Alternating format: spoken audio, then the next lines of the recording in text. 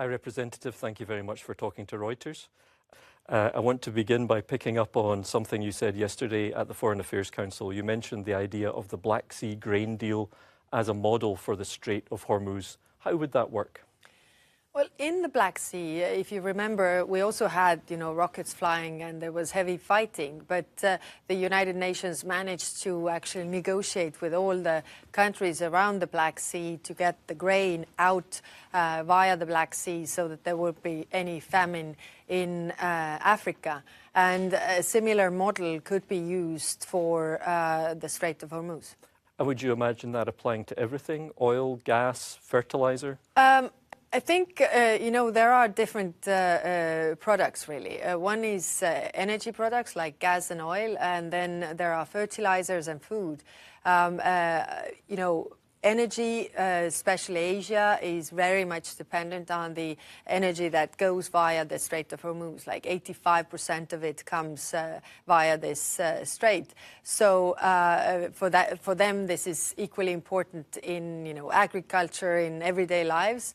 And fertilizers is equally similar. So I think these are the fundamental groups. Now, the question is what also the neighboring countries could agree to, especially Iran. The consequences for Europe could be very important. Also in security terms, as NATO is the main guarantor of European security. So is it wise to close the door here to some kind of participation? I don't think the door is closed. I mean, like I said yesterday as well, for the time being, member states do not have an appetite to change the mandate of this operation, especially because the Red Sea is still important as well. So nobody is ready to put their people in harm's way in the Strait of Hormuz. But like I said, we have to find, diplomatic ways to keep this open so that we don't have a, food crisis, fertilizers crisis, energy crisis in the world. So you would imagine some kind of diplomatic solution and then European navies could be involved there. Is that more likely? Yes, that is what member states were saying. I mean, after the hostilities have stopped, then the case might be different. Could you describe the mood yesterday in the room and also in your conversations with foreign ministers over these past 2 weeks? What's the mood towards America like? How much frustration and anger is there at the moment? Well, of course, we are allies with America, but we don't really understand their moves recently. Like I said, also we haven't been consulted and we don't really understand what are the objectives of this war. So I think this is the underlying feeling. At the same time, I mean, we are willing to also invest in our relationship, in the transatlantic partnership that has been under heavy strain. But, it takes two to tango. Every relationship has two sides. So let's look at things that we can do together. And, if our participation is needed here and there, also we expect that we are consulted. When you talk about investing in the relationship, how can Europe invest in the transatlantic relationship? Well, through our contacts, of course, on various levels. I mean, when it comes to, energy, we had, meeting with the energy ministers. When it comes to, different also security theaters that we are equally concerned.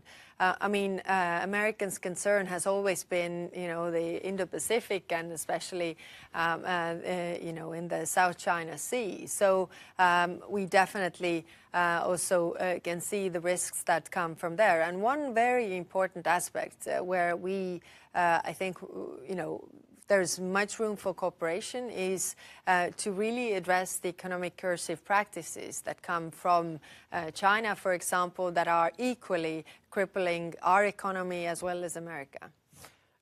Is there any other way to stabilize this relationship, or is it just always going to be a roller coaster, do you think, as long as President Trump is in office?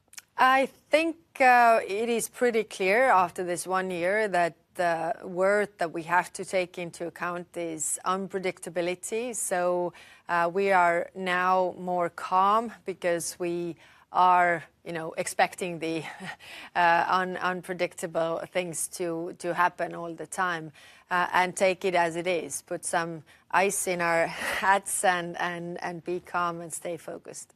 The Belgian Prime Minister, Bart de Wever, has said it's time for the EU to normalise relations with Russia, or he said that the EU must do that and regain access to cheap energy. And he says that behind closed doors, European leaders agree with him. Is he right? Is that your impression of conversations with European leaders? Is that the foreign policy that you represent or will have to represent? I've been also behind those closed doors when we talk about leaders' meetings, and I don't see this appetite. And when we talk to Russia, of course, most important thing is to first agree what we want to talk them about. I mean, because if we just go back to business as usual, we will have more of this, more wars. We have seen this before, so we have to be very vigilant and not to actually give Russia what they want, because their appetite will only grow. Thank you very much, High Representative. Thank you. 6 heures, 6 heures, avant qu'elle vienne à 5 heures.